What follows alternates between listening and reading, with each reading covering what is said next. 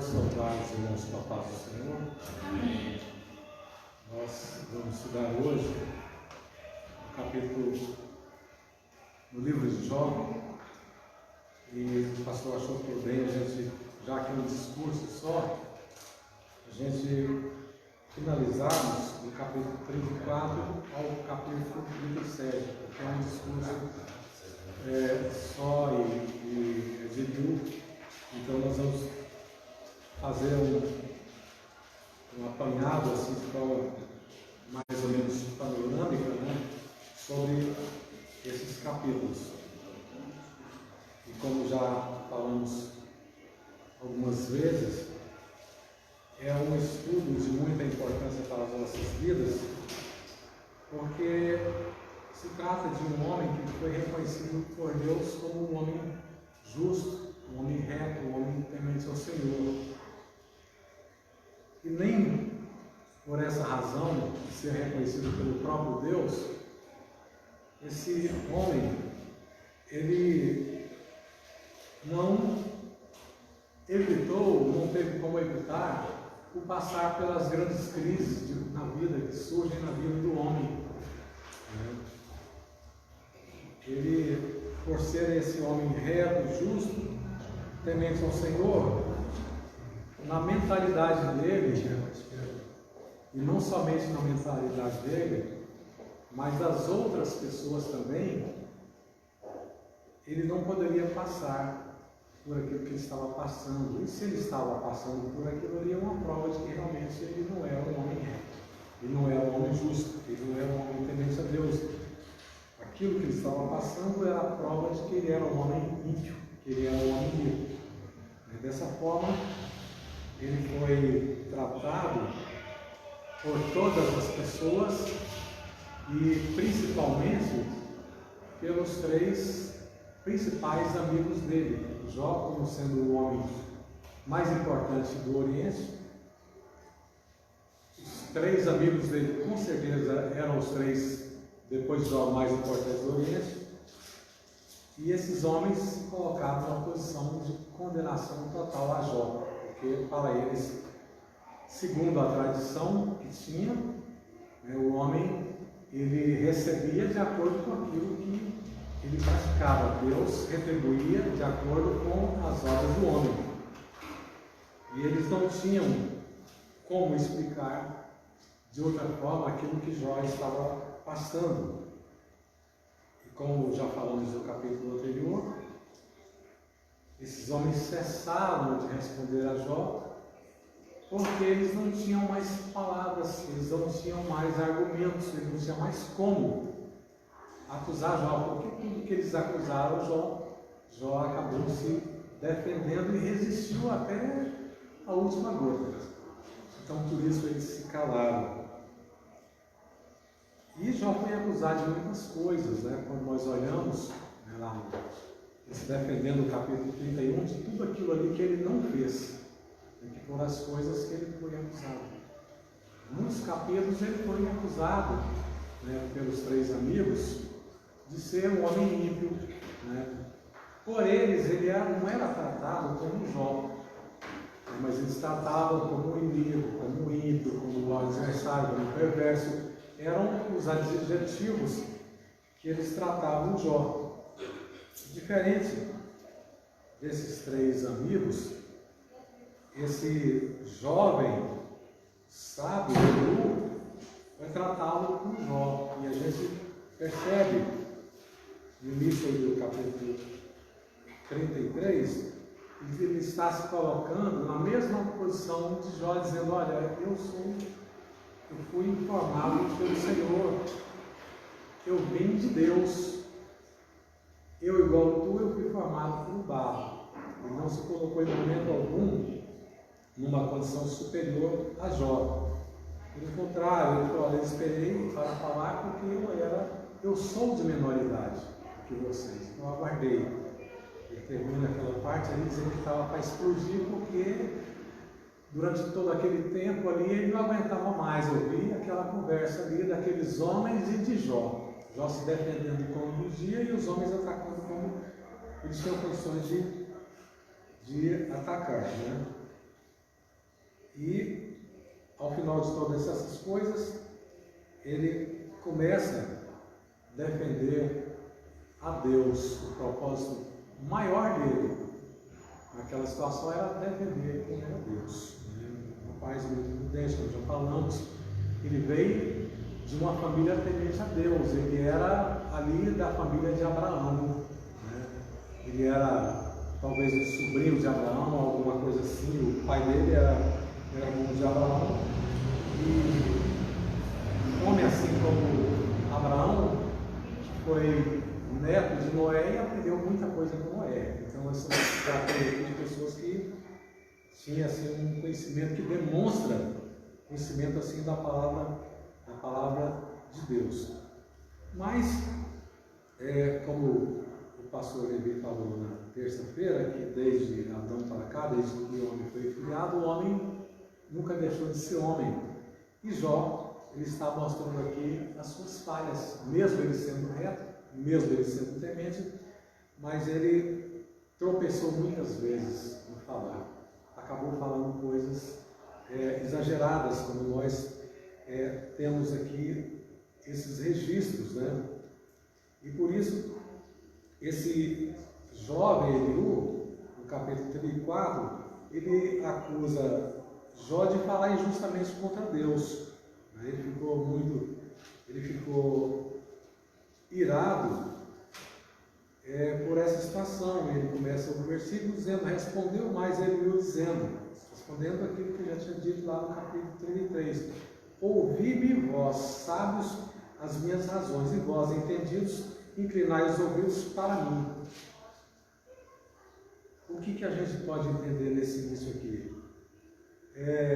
Todo esse debate, ele não era feito somente entre os três amigos e Jó. Ali apareceu uma quarta pessoa que durante todo esse tempo ele não havia se manifestado. E ele está dando a entender aqui que existem muitas outras pessoas. Ouvi vós sábios, muitas outras pessoas ali. Logo, a questão de Jó era uma questão nacional, né? Era uma questão assim de uma grande monta, por se tratar do maior homem do Oriente. Aquela situação era interessava para todo mundo, grandes, pequenos, todos se interessavam, até os moleques ia lá, tirou uma casquinha do Jó, invadia lá a casa dele de vez em quando para dar uma cuspida nele. Então, a situação não era essa. Era a questão, era a novela da época, vamos dizer assim. Era a novela, era o filme da época, era esses embates, né? Era a arena daquela época, o assunto de Jó. E com certeza, esses assuntos, esse debate, todo mundo queria acompanhar, ninguém queria perder. Todo mundo queria ocupar ali o lugar mais perto ali de Jó e daqueles três ali, e agora de Eliú, né? Porque aqui tinha muitos sábios ali acompanhando, e vendo e assistindo aquela situação ali. E por isso ele fala: ouvi, vós sábios, as minhas razões, e vós entendidos, inclinai os ouvidos para mim. Era muita gente. Porque o ouvido prova as palavras, como o paladar experimenta a comida. Ele está dizendo: olha, eu ouvi, eu estou esse tempo todo aqui ouvindo, eu ouvi tudo que Jó falou, eu ouvi tudo que vocês falaram, eu estou aqui, eu discordo de Jó. Jó, ele foi injusto com Deus, e vocês não conseguiram convencer. Vocês fizeram muitas acusações a Jó, e vocês não conseguiram convencer. Está dizendo: meu ouvido, através do meu ouvido, eu ouvi tudo, eu não perdi nada, né? Quando a gente vê ele falando assim, esse jovem falando, a gente pensa logo em Jeremias, que diz: achando-se as suas palavras, logo as comi. Eu encontrei a tua palavra, logo as comi. A gente percebe que esse rapaz era um rapaz assim que conhecia as coisas de Deus. A gente vai ver no decorrer da história aí, dos capítulos seguintes, que ele conhecia bem, ele tinha o coração voltado para as coisas de Deus. Ele não era assim qualquer um, né? Jeremias dizendo: achando-se as tuas palavras, logo as comi. E a tua palavra foi para mim o gozo e a alegria do meu coração. Ele estava precisando, né? Jeremias está confessando aqui que quando aquela palavra chegou ao coração dele, ele estava numa situação difícil. E quando eu achei a tua palavra, essa palavra foi para mim o gozo e a alegria do meu coração, porque ele estava triste, estava batido, os problemas, né? Quanto a importância é a gente meditar na palavra do Senhor. Isso nos leva a entender que a palavra de Deus ela não é só para a gente ler, né? Nós temos que aprender realmente a palavra de Deus, né? Bem-aventurado aquele que ouve, aquele que lê, aquele que medita as palavras do Senhor. E o que nós entendemos desse rapaz aqui, que ele era uma pessoa assim como Jeremias. Quando ele recebeu a palavra, ele viu e logo comeu, ele engoliu, né? É como o pastor Levi estava dizendo ali no começo, né? Na escola dominical, né? A palavra de Deus não é só para você dar uma passadinha assim, não é só para você tomar conhecimento como se fosse uma novela. A palavra de Deus é para você encher a barriga mesmo, encher a barriga. É o que Jeremias está dizendo, encher a barriga com a palavra de Deus, né? Porque assim como nós dependemos ou muito mais do que nós dependemos da comida, para a gente sobreviver, se a gente não comer, passa 3, 4 dias sem comer, acabou o homem, né? A palavra de Deus é isso aí. Se a gente não digerir, não comer, não encher mesmo, não vai resolver o nosso problema, né? A questão assim, pessoal minha, eu vou à exaustão assim para ler, porque eu tenho dificuldade de compreender. Eu leio assim, muito mesmo, eu leio várias versões, estou deitado ali, 1 da manhã, vem uma coisa na cabeça, tá na Bíblia ali, eu vou ali, sabe, vou olhar, porque senão eu não vou entender. Eu tenho que fazer isso para eu aprender, né?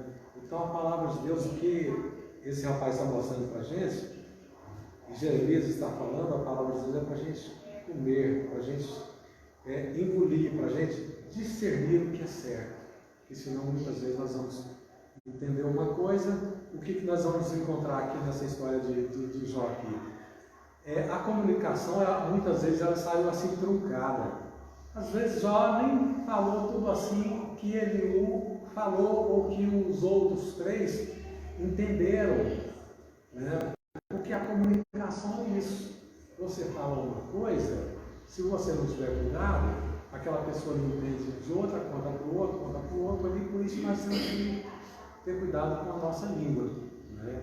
Meditar na palavra, entender, guardar direitinho e fazer da forma que ele está dizendo aqui no versículo 4, fazer o que é direito, escolhamos para nós e conhecemos entre nós o que é bom. Por quê? Porque ele está achando ali que Jó, ele não está nesse padrão aí, porque ele andou falando muita abobrinha, né? Porque Jó disse: sou justo e Deus tirou o meu direito. Isso Jó falou mesmo. Está lá em Jó capítulo 21. Apesar do meu direito, sou considerado mentiroso, a minha ferida é incurável, embora eu esteja sem transgressão, né? E nunca houve um homem sem nenhuma transgressão, né?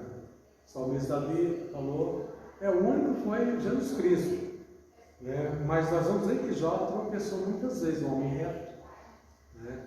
Íntegro porque ele procurava, reto porque ele procurava andar no caminho, né? Justo porque ele buscava a justiça, né? Era um homem realmente temente a Deus. E Jó falou também, lá no capítulo, aí segue a sequência, né? No capítulo 6, aliás, no capítulo 34, que nós estamos estudando, ele dá a entender que não vale a pena servir o Senhor. Aqui ele está dizendo, que ele falou: quem é o Todo-Poderoso para que nós o sirvamos e que nos aproveitará que lhe façamos orações? Ele está sendo advertido por esse jovem porque ele está falando ali diante de uma plateia muito grande. Um homem do porte de Jó falar uma coisa dessa, né? Quem é o... Podem ver lá no capítulo 21, versículo 15. Quem é o Todo-Poderoso para que nós o sirvamos e que nos aproveitará que lhe façamos orações? Diante da situação dele, ele dizendo: olha, parece que eu perdi meu tempo. E os escarnecedores estão olhando isso ali está servindo de escárnio contra Deus, né? E por isso ele está sendo advertido por esse Jó. Aliás, Eliú, no capítulo 16, versículo 11, Jó disse: entrega-me Deus ao perverso e nas mãos do ímpio e faz cair.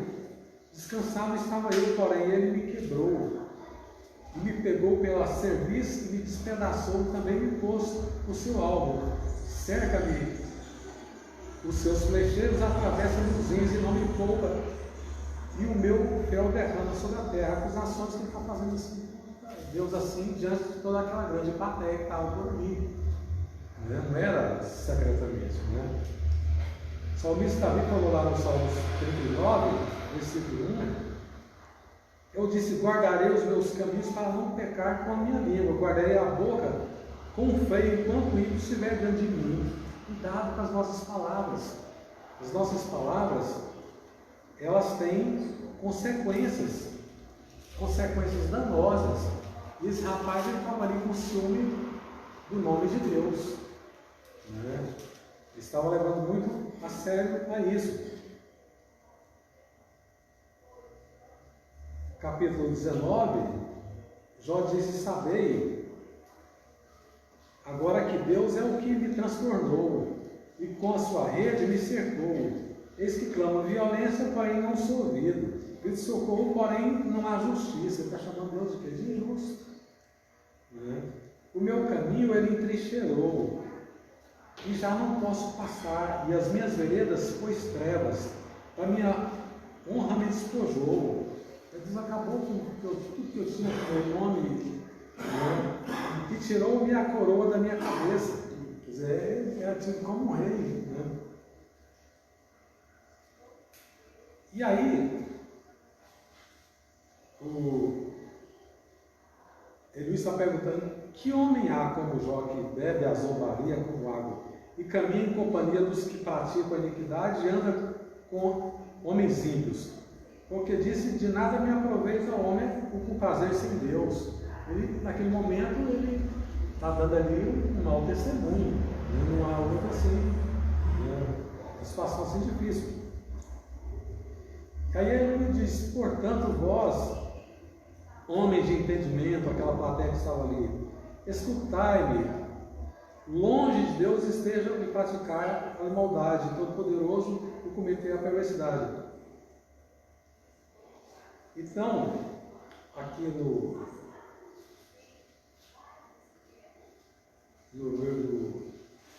versículo 13, ele diz: cercaram-me os seus flecheiros. Deus tinha seus, como se fossem seus soldados, seus capangas, né? Atravessa-me os rins e não me poupa, e o meu fel derrama sobre a terra. O que ele está colocando aqui, dando a entender? Que é mais ou menos como se Deus fosse igual ao homem, que vivesse assim de vingancinha, de vingança. Tem uma vingança contra a pessoa, então vai armar uma série de armadilhas, de maldades contra aquela pessoa. E o que a Bíblia diz lá em Hebreus capítulo 10, versículo 31, que dura coisa é cair na mão do Deus vivo, não é brincadeira não. Se Deus levantar contra o homem não tem como prevalecer. Mas na cabeça de Jó, Deus estava fazendo, Deus armou alguma coisa ali, né, e está o homem ali fazendo uma vingancinha contra ele.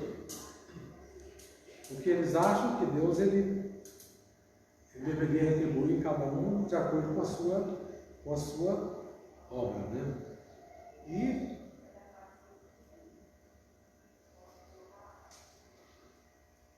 Eliú pergunta para ele,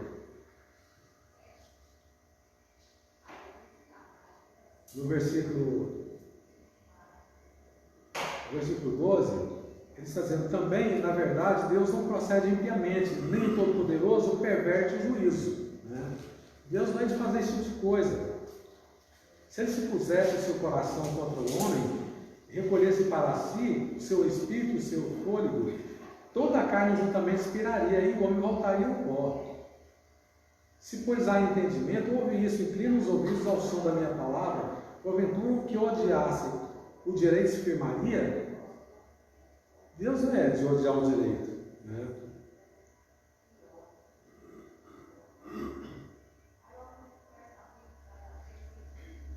Porventura, o que odiasse o direito se firmaria, tu condenarias aquele que é justo e poderoso, quem é você para condenar? Ou dir-se ao rei, ó vil, ou ao príncipe, ó ímpios. Ele está replicando as falas de Jó. Quanto menos aquele que não faz acepção de pessoa, de príncipe, nem estima o rico, mais do que o pobre, porque todos são obras das suas mãos. Eles no momento morrem, e até a meia-noite os povos são perturbados e passam, e os poderosos serão tomados, não por mão humana, né, mas pela mão de Deus. Lá no Salmo 139, o salmista Davi está dizendo que a pessoa, ele pode ser o que for, mas a pessoa não tem como fugir da presença de Deus, né? Porque Jó, nós vamos ver mais à frente, ele vai dizer que os ímpios estão se dando bem, mas ele que foi justo se deu mal, e por isso não vale a pena a pessoa servir ao Senhor. Ele pergunta: será que vale a pena? Valeu a pena o que eu fiz? Né? E o salmista Davi diz: para onde mirei do teu espírito, para onde fugirei da sua face? Né? Não tem para onde a pessoa fugir da presença do Senhor. Lá no versículo 22, ainda do capítulo 109, diz: não há trevas, nem sombra da morte onde se escondem os que praticam iniquidade. Né? No versículo 23, ele diz: porque Deus não sobrecarrega o homem mais do que é justo para o fazer ir a juízo diante dele. É o que ele está acusando Deus aqui, dizendo: olha, Deus me sobrecarregou, a Deus deve ter me feito pecar, para depois ele me levar a juízo diante dele e depois fazer o que ele fez comigo. Né?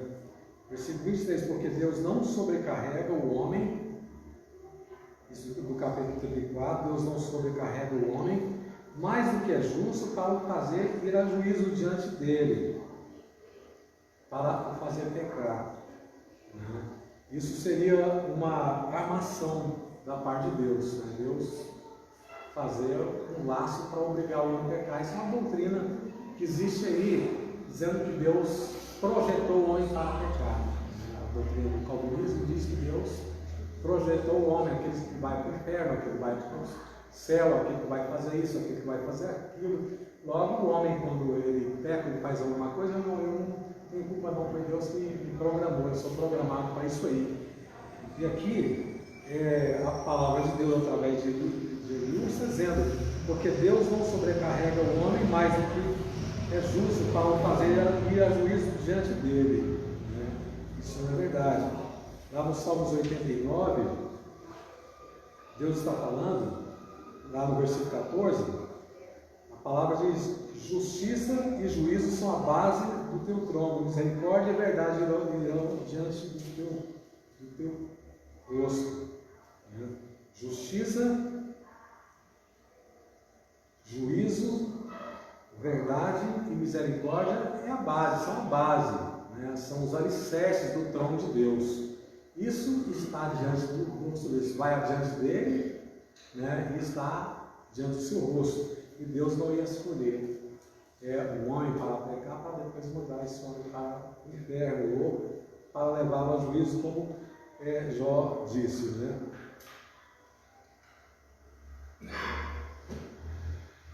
Ele ele volta a dizer, ele quebranta os fortes sem que possam inquirir, e põe outros em seu lugar. Ele conhece, pois, as suas obras, de noite os transtorna e ficam moídos. Ele os abate como os ímpios que são à vista dos espectadores. Ele os abate como os ímpios que são à vista dos espectadores. Percebe, né, a questão da plateia aí. Se ele aquietar, quem inquietará? Sem cobrir o rosto, quem então o poderá contemplar? Seja isso para com o povo, seja para com só um homem. Isso não importa, para Deus não tem quantidade. Para que o homem hipócrita nunca mais reine e não haja laço do povo. Deus vai te fazer armadilha. Na verdade, quem Deus disse, suportei castigo, na verdade, quem a Deus disse, suportei castigo, não ofenderei mais. A mesma coisa é falar, eu pequei, mas não vou pecar mais. Né? Logo, Eliú está dizendo aqui que todo mundo pecou. Ele está dizendo que ele é um pecador. Jó é pecador, ele vai continuar pecando. Dependemos da graça de Deus. Versículo 32, o que não vejo, ensina-me tu, se fiz alguma maldade, nunca mais hei de fazer novamente. Virá de ti como há de ser a recompensa, para que tu a rejeis. Faze tu, pois, e não eu. A escolha, fala logo o que sabes. Os homens de entendimento irão comigo. O homem sábio que me ouvir. Ele está dizendo, se Jó fizesse essa confissão, que realmente é um pecador. Que ele pecou mesmo, que não é esse homem da forma improvável de pecar, como ele está dizendo. E se ele falar isso, os homens de entendimento, todo mundo vai entender essa situação.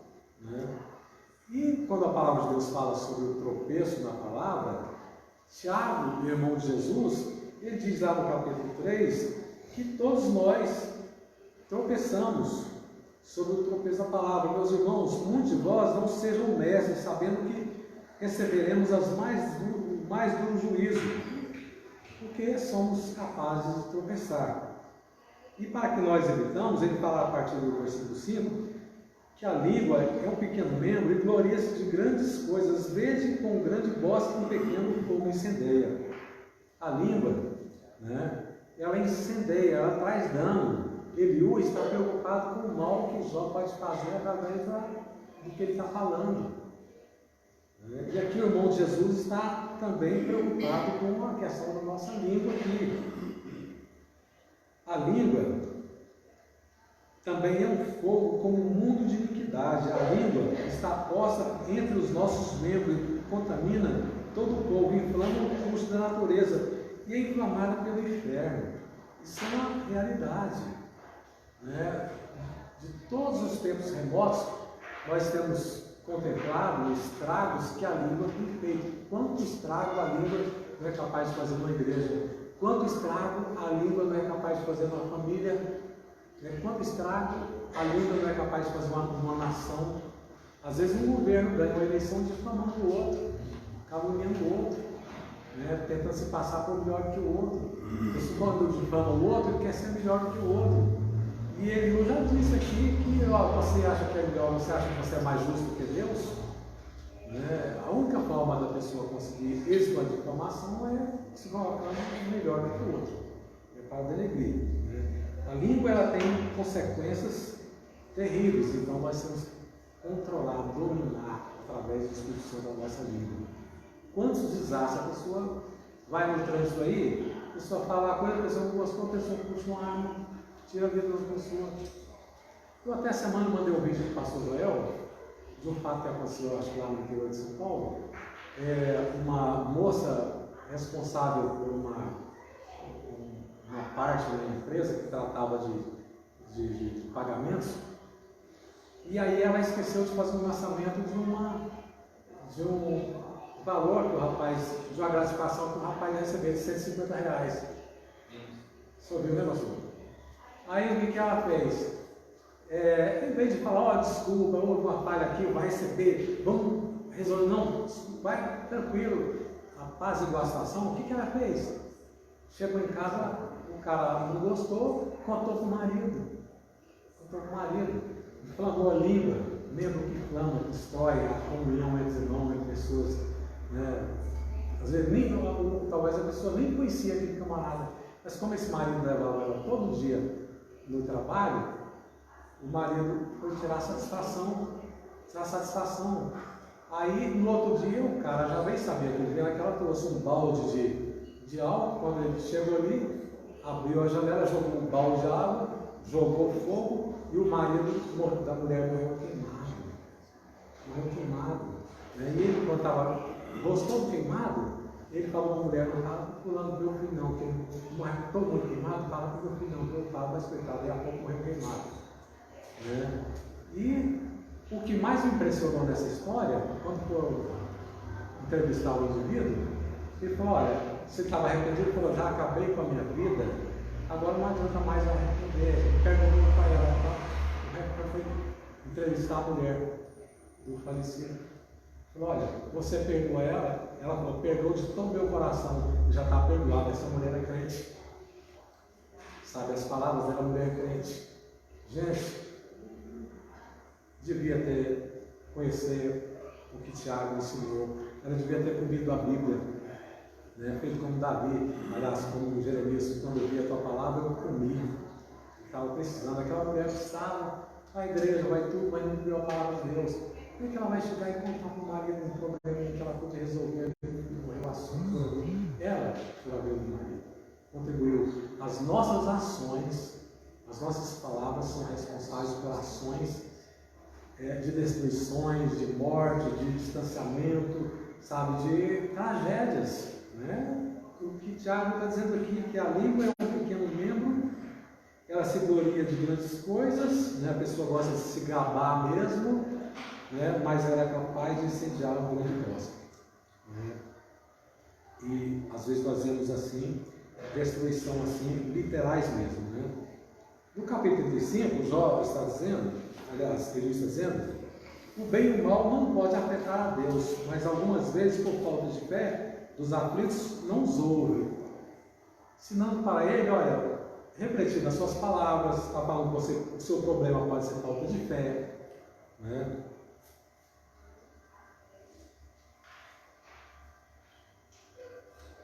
Respondeu mais ele dizendo: tens por direito dizeres, maior é a minha justiça do que a de Deus? Porque disseste: de que me serviria aquilo? Que proveito tiraria mais do que do meu pecado? Eu te daria a resposta, a ti e a teus amigos contigo. Atenta para os céus e vê, contempla as mais altas nuvens, que são mais altas do que tu. Se pecares, que efetuarás contra ele? Que mal você vai fazer contra Deus se você pecar? Se as suas transgressões se multiplicares, que lhe farás? Se for justo, que lhes darás, ou que receberás ele da tua mão? A tua impiedade faria mal ao outro como tu, né? A impiedade, a nossa impiedade, ela vai atingir outros iguais a nós, porque vai fazer outras pessoas a pecar. E a tua justiça aproveitaria ao filho do homem. A nossa justiça, as pessoas serão beneficiadas pelo nosso comportamento, pelo nosso testemunho, pela nossa fidelidade, né? Logo nós vemos que essas coisas, ela tem propagação, tanto o bem quanto o mal, ele se propaga, né? Por isso que o apóstolo Paulo fala em 1 Coríntios, capítulo 10, e não murmureis, porque como também alguns deles murmuravam aqueles que estavam no deserto, e pereceram pelo destruidor, né? Não devemos murmurar. A pessoa está despedindo de semear contenda, né, de murmuração, de reclamação, aquela coisa toda. E isso ali levou, por causa dessas coisas, levou aquelas pessoas perecerem lá no deserto, né?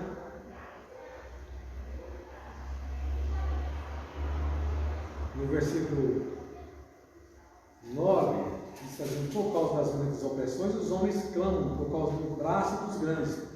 Porém ninguém diz: onde está Deus que me criou, que dá salmos durante a noite? Que palavra bonita de Eliú, que nos ensina mais do que os animais da terra e nos faz mais sábios do que as aves do céu. A gente podia ser igual ao animal da terra, né? Um passarinho, igual um cachorro, igual Mas ele está dizendo, reconhecendo que Deus nos faz mais sábios do que todas as coisas. Clamam, porém, ele não responde por causa da arrogância dos maus. Certo é que Deus não ouvirá a vaidade, nem atentará para ela o Todo-Poderoso. E quanto ao que disseste, que o não verás o juízo, há perante ele. Por isso, espera nele. Quanto àquilo que você falou, que Deus não faz juízo, espera nele. Você vai ver que haverá juízo nele. Mas agora, porque a sua ira ainda se exerce, nem grandemente considera a arrogância, e logo Jó em vão abre a sua boca, e sem ciência multiplica a sua palavra. Você está falando, jogando a palavra fora. No capítulo 36, Eliú, ele prossegue justificando a Deus. Ele vai falar sobre ainda o pecado de Jó e vai falar sobre as bênçãos de Deus. Versículo 1 diz: prosseguiu ainda Eliú e disse: espera-me um pouco e mostrar-te-ei que ainda há razões a favor de Deus. Depois de tudo que eu falei para você, eu vou mostrar para você que há razões a favor de Deus. De longe trarei o meu conhecimento, e ao meu Criador atribuirei justiça. Logo a gente vê que esse rapaz ele vem de uma família, que conhecia, que meditava, que os pais mostravam a criação para ele, ensinava baseado na oralidade, na criação. Então ele está dizendo: de longe trarei o meu conhecimento, e ao meu Criador atribuirei justiça. Porque na verdade as minhas palavras não serão falsas contigo, não serão falsas. Contigo está um que tem perfeito conhecimento. Eis que Deus é muito grande, contudo a ninguém despreza. Grande é em força e sabedoria. Lá em Naum capítulo 1, versículo 2 diz: o Senhor é tardio em irar-se, mas grande em poder, e é ocupado não tem conhecimento. O Senhor é tardio. O Senhor não ira assim por qualquer coisa, como o homem destrói por qualquer coisa. O homem mexeu comigo, acabou. Pode até pedir perdão, mas para sempre está queimado. Ele é suportado. Mas Deus não. Deus, ele não trata dessa forma. O Senhor é tardio em irar-se, mas grande em poder, porém ocupado ele não tem como inocente. Ele não preserva a vida do ímpio e faz justiça ao aflito. Prossegue Eliú dizendo: do justo não tira os seus olhos, antes estão com os reis no trono, e ali os assenta para sempre, e assim são exaltados.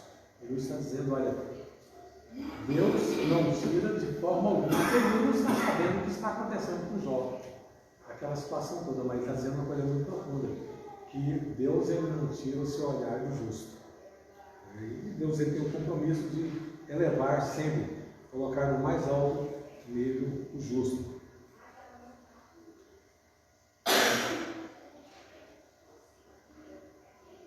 Dos justos não tira os seus olhos, antes estão com os reis, ali no trono se assenta para sempre, e são assim exaltados. Quanto ao ímpio, ele vai dizer no versículo 8: e se estão presos em grilhões, amarra-os com corda e aflição. A questão do ímpio. E a gente olha para situações assim como pessoas poderosas, ele está dizendo, Eliú está dizendo que Deus ele não faz acepção de pessoas. E quando nós olhamos para pessoas poderosas, a gente olha a situação de Manassés, está lá em 2 Crônicas, capítulo 33. Manassés era um homem poderoso, um rei de Judá poderoso. Esse homem, embora ele foi filho de um homem temente a Deus, mas ele resolveu se rebelar contra Deus. Esse homem ele fez tudo, está lá no capítulo 3 de 2 Crônicas, ele fez tudo o que podia fazer de errado. Tudo que Deus proibiu ao povo quando entrou lá em Canaã, ele fez. Adorou as estrelas, adorou os céus, adorou os deuses falsos, sacrificou os filhos aos deuses estranhos. E esse homem, ele achava que ele era um homem insuperável. Né? E aí o que acontece, o que está lá no capítulo 33, está dizendo que o Senhor levou esse homem, assim o Senhor trouxe sobre ele os capitães do exército do rei da Síria, os quais prenderam a Manassés com ganchos e amarrando-o com cadeias, o levaram para a Babilônia, amarrando grilhões. É o que Luís está dizendo aqui, é que o Senhor prende em grilhões, os perversos, não tem para onde escapar da presença do Senhor. Não tem como. E ele prossegue dizendo que os hipócritas de coração apontou para si a ira de Deus, e abarrando-os, ele não clama por socorro. A sua alma morre na mocidade, e a sua vida perece entre os ímpios. Lá no Salmo 119, o salmista Davi diz, não há registro de que foi escrito esses salmos por Davi, mas alguns estudiosos dizem que esses salmos foi escrito por Davi. Antes de ser afligido, andava errado, mas agora tem guardado a tua palavra. Ainda no versículo 77, diz: foi de bom ter sido afligido, porque para que aprendesse os teus estatutos. Depois de tudo que aconteceu com esse homem de Deus, Jó, ele certamente olhou para trás, ele estava no seu sofrimento todo, porque Deus deu para ele tudo em dobro. Tudo que ele perdeu, Deus deu para ele em dobro. A vida dele estava nas mãos de Deus, né? E ele prossegue falando no capítulo 37, ele começa a falar das obras de Deus. No capítulo 36, ele fala coisas maravilhosas que o homem não deveria esquecer de tudo aquilo que aconteceu a partir do versículo 22. Eis que Deus é excelso em seu poder, que ensina como Ele é. Quem lhe prescreveu o seu caminho, ou quem lhe dirá, tu cometeste maldade? Lembra-te de engrandecer a sua obra que os homens contemplam. Quais são as obras que ele contempla? Todos os homens a veem, e o homem a enxerga de longe. Eis que Deus é grande e nós não compreendemos, e o número dos seus anos não se pode contemplar, porque faz miúdas as gotas das águas, que do seu vapor derrama a chuva. Né? Quando a gente começa a pensar nessa palavra, como é que Deus usa esse total de água lá em cima, essa caixa d'água lá em cima, esse mar de água que existe lá em cima, e faz cair igual chuveiro aqui em cima, né? Já pensou se despencasse essa água, esse mar de água aqui em cima? Era insuportável, né? E esse homem assim, mais de 3.000 anos atrás aí, 4.000 anos atrás aí, esse homem está contando essa história desse chuveiro e atentando Jó para que ele pudesse entender essas coisas, né? Para que pudesse compreender como Deus é grande.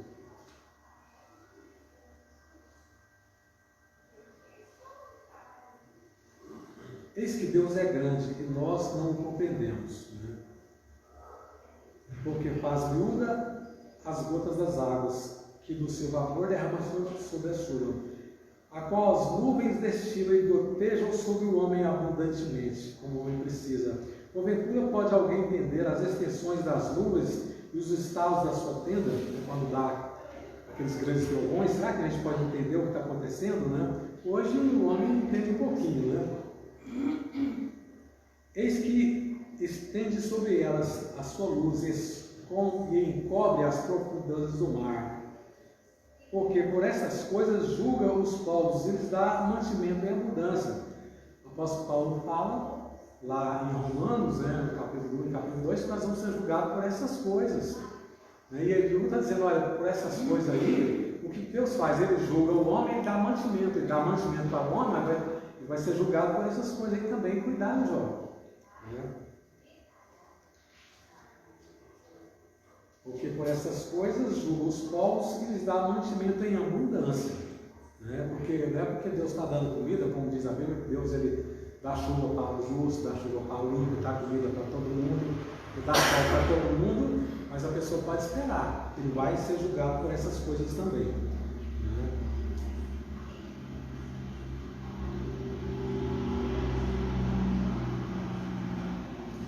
Como as nuvens encobre a luz e ordena não brilhar de acordo com a nuvem, né? Como a nuvem ela encobre o sol, como a lua é capaz, como as nuvens é capaz de fazer isso aí? É a visão de Eliú, né?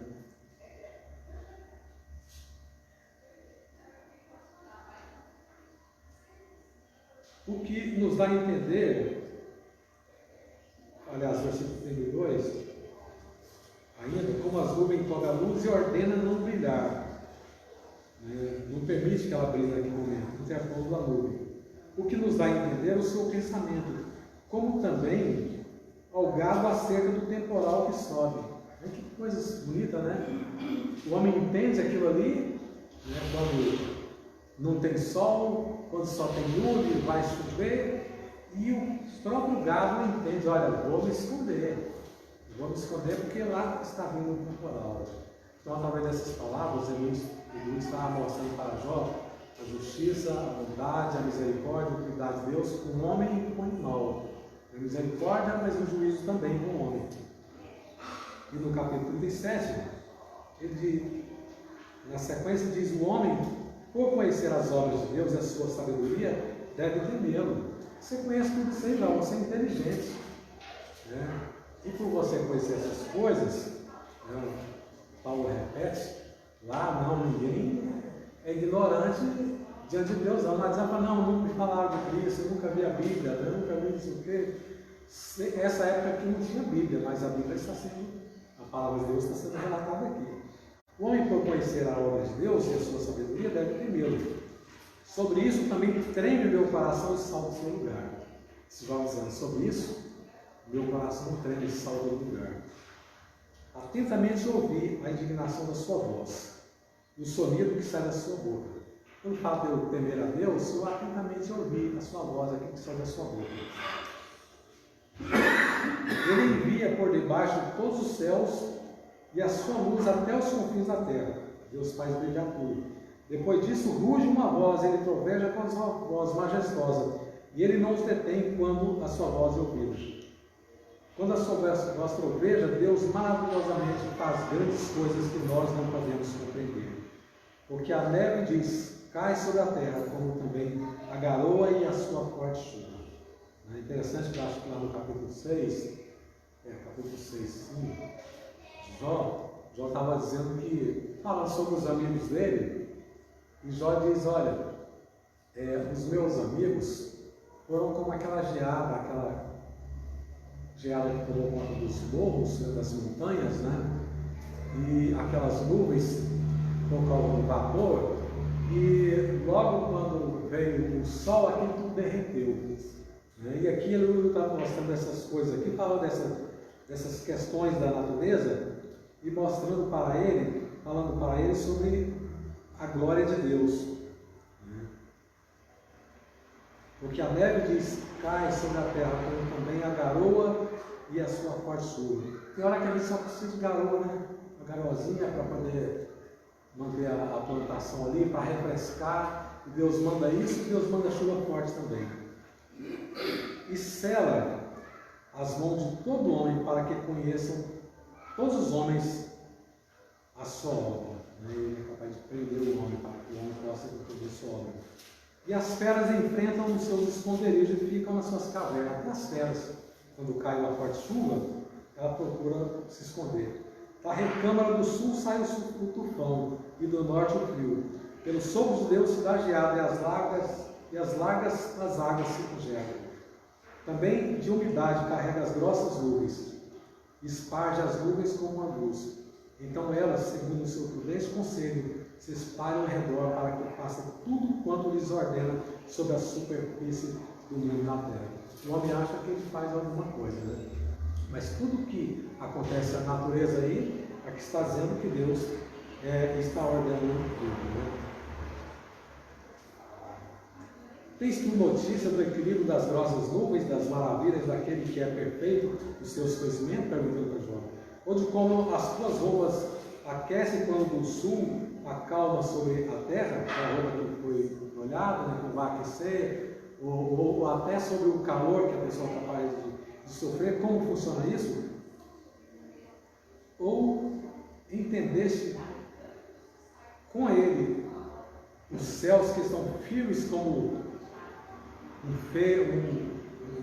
aqui na minha tradução está dizendo como um espelho que foi assim fundido, né, foi fixado, foi chumbado como uma grande coluna. Ensina-nos que lhe diremos, porque nós ensina-nos no que lhe diremos, porque nós nada poderemos pôr em boa ordem por causa das trevas. Se você sabe, já você entenda, mas nós, por causa da nossa situação, nós não entendemos nada. Contar-lhe-ia alguém o que tenho falado? Ou desejaria um homem que ele fosse devorado? E agora você pode olhar para o sol, que resplandece às nuvens, quando o vento, tendo passado, deixa limpo. Pois é, quando o sol está limpinho, quem é o homem? Não dá uma grande olhar para o sol. É a significância do homem, né? O esplendor do ouro vem do norte, pois em Deus há uma tremenda majestade. Falando da glória de Deus, né? Ao Todo-Poderoso não podemos lançar, não podemos alcançar. Grande é em poder, porém a ninguém oprime em juízo, e grandeza não oprime em juízo. Ele é grande em justiça. Por isso teme os homens, ele não respeita os que se julgam sábios de coração. A gente já no capítulo 4, né, acho que o versículo 6, diz que o Senhor ele resiste o soberbo, mas ele dá graça ao humilde. E essa palavra Jó precisava receber. E recebeu um conselho de um jovem que outras pessoas poderiam ter se levantado. Jó, ele rebateu tudo que ele recebeu daqueles 3 amigos, não deixou nada passar em branco. Ele já estava estressado, ele falou, acho que lá no capítulo 8, falou, olha, eu não tenho mais nada a perder, aquilo que vier na vontade de falar, agora eu vou falar. Aí ele não ia calar com um moleque assim, de graça, ele calou porque ele viu que a coisa, como diz o missionário, um pastor lá de Belo Horizonte, né, Jeremias, né, ele fala assim, essa palavra tem substância. Então ele se calou ali porque ele não tinha como responder mesmo, né? E ele também não foi, esse rapaz não foi reprovado por Deus. E essas palavras da natureza aqui que ele está falando, nós vamos ver que é a palavra de Deus, porque Deus vai falar sobre isso lá na frente, né? Deus possa nos ajudar e que nós possamos aprender aquilo que a palavra do Senhor tem nos ensinado.